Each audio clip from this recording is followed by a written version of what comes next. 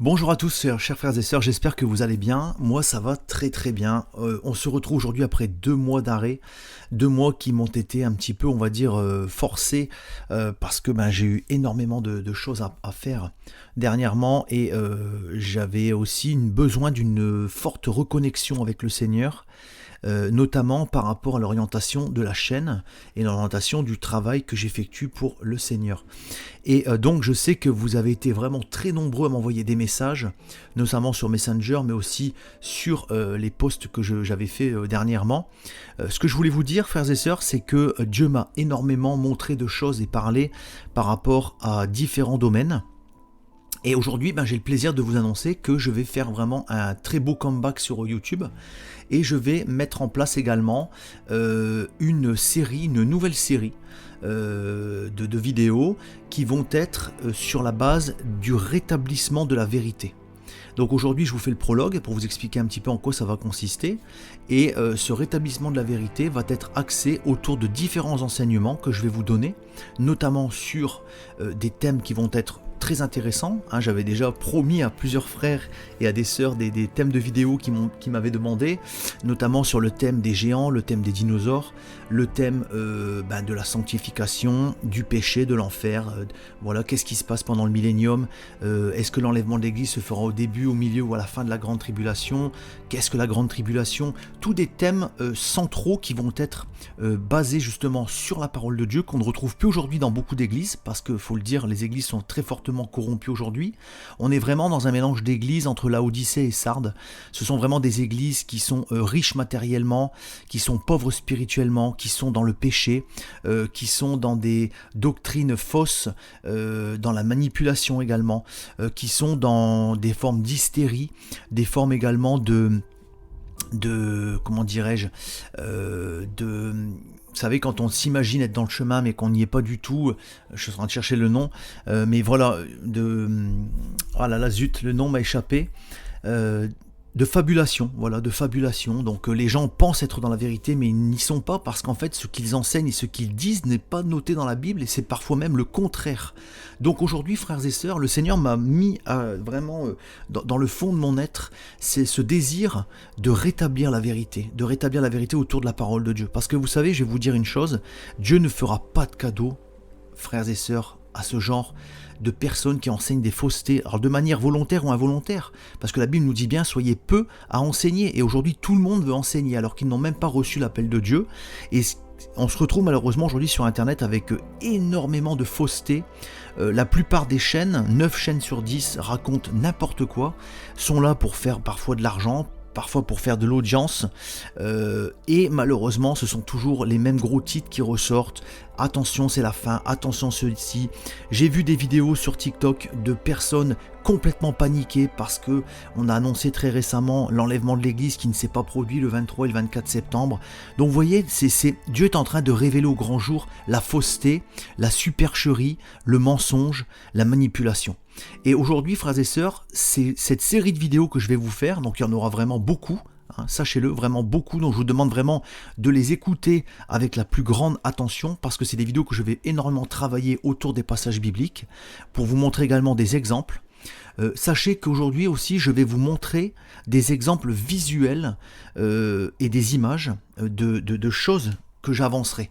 C'est-à-dire que les vidéos vont devenir vraiment beaucoup plus dynamiques, et je vais vous montrer vraiment ce qui se passe dans le monde en fait. Ce qui se passe dans le monde, je pense que beaucoup vont être étonnés, parce qu'en fait aujourd'hui on a également des gens mais qui sont mais vraiment utilisés par Satan dans le corps de Christ de manière tout simplement hallucinant, c'est vraiment hallucinant, et donc moi là, mon rôle ça va être un petit peu de rétablir cette vérité. Alors j'ai vu aussi dernièrement, voilà, des gens, il y a des gens qui critiquent en fait ma chaîne, qui critiquent en fait parce que voilà, je prêche, vous savez, quand on prêche la vérité biblique, alors bien sûr, même ces gens vont dire, voilà, comme il a beaucoup d'audience, c'était fait par Satan. Mais je vais vous dire une chose, frères et sœurs, aujourd'hui la seule possibilité, parce qu'aujourd'hui tout le monde pense détenir la vérité, tout le monde parle de la vérité, mais aujourd'hui la seule possibilité de reconnaître quelqu'un qui est loin du Seigneur pour l'enseignement, quelqu'un qui vraiment marche dans les voies de Dieu, dans ses enseignements, c'est par la Bible. Généralement, quand quelqu'un va sortir les versets du contexte ou va prendre ces versets-là pour annoncer quelque chose mais hors contexte, déjà on sait que c'est faux. Et on sait aussi que quand les gens parlent et qu'on ne peut pas vérifier, appuyer ce qu'ils disent par la Bible, on sait aussi que c'est faux. Et parfois, frères et sœurs, il faut se le dire aussi, ça se fait de manière d'une subtilité extrême. C'est là qu'on voit la ruse de Satan qui les pousse à dire ces choses-là. Faut pas se mentir. La Bible en parle de manière très claire qu'il y a vraiment des enfants de Satan. Et en fait, quand on ne peut pas vérifier en fait les choses, et bien là, on sait que ça vient du diable. Et le troisième point, c'est que parfois, ces gens-là manquent de connaissances. Quand par exemple, on dit de manière très claire qu'on n'a pas besoin de se sanctifier, qu'on ne peut pas, qu'on est d'une nature faible, que Dieu comprend, que Dieu est amour, là, on sait que c'est un discours démoniaque, parce que la Bible nous dit bien que sans la sanctification, dans le livre des Hébreux, sans la sanctification, personne ne verra Dieu. C'est une condition que Dieu a donnée dans la parole, que Paul a parlé et annoncé par le Saint-Esprit aux Hébreux. Sans la sanctification, on ne peut pas voir Dieu. Parce que le péché est une transgression des lois divines, et sans ça, on ne peut pas. Alors j'avais vu aussi cette personne dire que y avait des chrétiens qui avaient annoncé « Oui, trouver la foi m'a fait peur parce que j'arrive pas à me sanctifier ». Alors là c'est pareil, c'est la solution de facilité. En fait de dire que par exemple on ne veut pas se sanctifier parce que on a peur, parce qu'on n'arrive pas à se sanctifier, c'est qu'il y a un problème dans notre relation avec Dieu, c'est qu'il y a un problème également peut-être dans notre persévérance, c'est qu'il y a un problème aussi dans l'enseignement et dans les fondements qu'on a reçus. Parce que la sanctification ne se fait pas bien sûr du jour au lendemain, c'est un processus qui peut être parfois plus long d'un individu à l'autre, mais c'est réalisable, frères et sœurs, c'est réalisable. J'y suis parvenu, et j'ai des gens autour de moi, partout, des chrétiens qui ne marchent plus dans le péché, qui ont effacé, éteint tous les péchés sur lesquels ils étaient accrochés pendant 10, 15, 20 ans. Donc c'est réalisable, il y a des exemples autour de moi.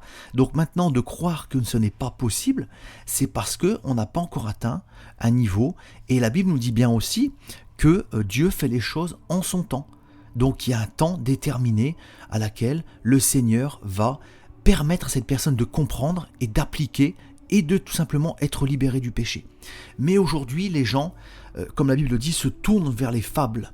Se tournent vers les fables en écoutant des gens qui disent que non, on ne peut pas se sanctifier, on se rend bien compte que c'est pas possible, on retombe tout le temps dans les péchés. Mais oui, ça dure un temps.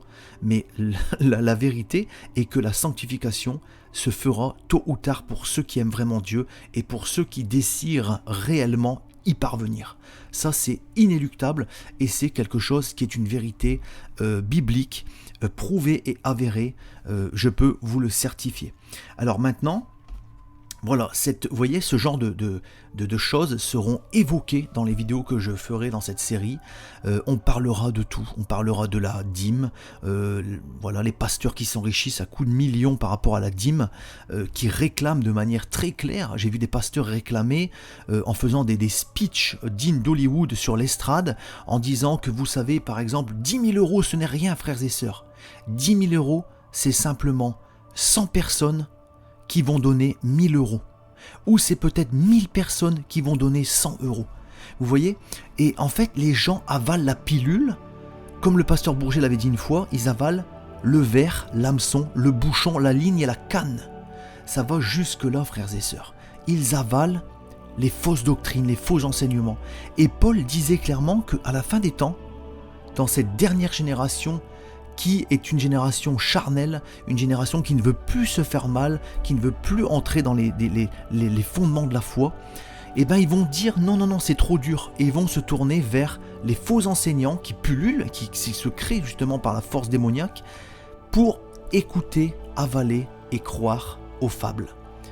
Paul l'a dit clairement, a prévenu Timothée, ils se donneront une multitude de docteurs, et se tourneront vers les fables, c'est-à-dire vers la facilité, vers la chair, vers le monde. On préfère ce qui est charnel, et en fait, il faut bien comprendre la différence entre le spirituel et le religieux. Et aujourd'hui, il y a 95% de religieux. C'est pour ça que Jésus a dit, il y aura beaucoup d'appelés, mais peu d'élus. Beaucoup de personnes vont être appelées, beaucoup de personnes vont entendre la vérité de Christ, mais peu vont vouloir l'accepter, l'appliquer dans leur vie, refuser d'abandonner certaines choses, dire et se trouver une multitude de prétextes, refuser de porter leur croix. Donc on parlera de tout ça. Qu'est-ce que porter sa croix ? Qu'est-ce que s'abandonner à Christ ? Il faut vraiment remettre le contexte de la Bible, l'Église au centre du village, frères et sœurs. Parce qu'aujourd'hui, le chemin de la perdition est grand et large, et des faux pasteurs s'y engagent, avec derrière eux une multitude de personnes. Mais il y aura très peu de personnes qui vont emprunter le chemin escarpé, épineux, difficile, qui monte de manière très abrupte vers le royaume des cieux, que Jésus a mentionné. Peu le trouveront. Donc il y aura peu de personnes qui vont trouver le chemin du royaume des cieux. Il y aura également beaucoup d'appelés, mais peu d'élus. Donc vous voyez, déjà une connotation quand même assez intéressante, parce que le Seigneur nous dit qu'il y aura peu de personnes. Donc, frères et sœurs, si vous voulez faire partie de ce peu de personnes, je vous encourage vivement à écouter les prochaines vidéos qui vont arriver sur cette chaîne. Alors bien sûr, je vous dis ça avec la plus parfaite et totale humilité devant le Seigneur aujourd'hui. Je vous dis ça parce que les fondements et les vérités bibliques que vous entendrez dans ces vidéos seront exclusivement, mais je répète bien ce mot, exclusivement sortis de la Bible et dans un contexte biblique avec les versets qui vont avec l'histoire derrière pour que vous puissiez bien comprendre. J'essaierai de parler le plus simplement possible. Et nous recevrons cette parole comme les petits enfants, c'est-à-dire avec un cœur humble, avec un cœur repentant, qui a envie de plaire à Dieu, qui veut suivre le concept du Seigneur, qui veut marcher dans la vérité. Parce que frères et sœurs, il faut se dire, il reste peut-être quelques mois, quelques années tout au plus, avant le retour de Jésus et avant le déversement de la colère. Donc aujourd'hui, on voit vraiment une accentuation sur l'échelle planétaire de la violence, du meurtre, de la haine, je vous dis sincèrement, frères et sœurs, moi quand je regarde les informations, ça me démoralise, c'est horrible. On est vraiment dans la génération, mais on est loin de Sodome et Gomorrhe, Sodome et Gomorrhe c'était la maternelle, là on est à l'université du péché et de la dégradation des valeurs morales, familiales, des mœurs, des comportements. On est également dans un manque d'intelligence, de discernement spirituel, mais qui a atteint un niveau qui est tout simplement incroyable. La Bible nous dit qu'à la fin des temps, la connaissance va augmenter. C'est-à-dire que les gens vont de plus en plus comprendre la vérité biblique, mais s'en éloigner au contraire. Donc c'est ça qui est dingue, que les gens continueront à adorer les démons jusqu'à la fin et refuseront de se repentir, tellement ils seront accrochés à la chair, au monde et à la fausseté. Et on sait aussi qu'il va y avoir un abaissement de l'intelligence. Les gens vont devenir de plus en plus, et c'est aussi le plan des élites, c'est aussi le plan des satanistes de ce monde, parce que en fait on abrutit les gens par le biais de la télé, on abrutit les gens par la répétition, par le martèlement de choses vraiment mais absurdes et abjectes, et les gens écoutent, les gens scrollent leur téléphone pendant des heures, les gens passent le temps dans l'oisiveté, alors que l'oisiveté, on le sait, c'est la mère de tous les vices. L'oisiveté amène le péché, l'oisiveté amène la convoitise, l'oisiveté amène le côté charnel, l'oisiveté bloque le spirituel, bloque l'action du Saint-Esprit. L'oisiveté nous laisse et nous maintient dans le monde au lieu de sortir et d'avoir les yeux rivés sur le royaume des cieux. Donc frères et sœurs, il y a tout ça qui fait qu'aujourd'hui, il faut vraiment rétablir la vérité dans cette nouvelle série. Il faut vraiment parler de tout ça. Il faut vraiment ouvrir les yeux. Et vraiment, le but de cette série sera vraiment de rétablir cette vérité, d'ouvrir les yeux de chacun, de redonner l'intelligence, de prier les uns pour les autres, et que le Seigneur vraiment puisse me guider profondément et puissamment à travers toute cette série qui va être faite sur cette chaîne, et que vraiment les gens puissent revenir à la vérité. Le Seigneur nous a exhortés dans les lettres aux églises, notamment à Sardes et à Laodicée, à revenir de ces mauvaises voies, à revenir dans la véritable foi, à sortir du péché, à sortir de la chair et à revenir au spirituel.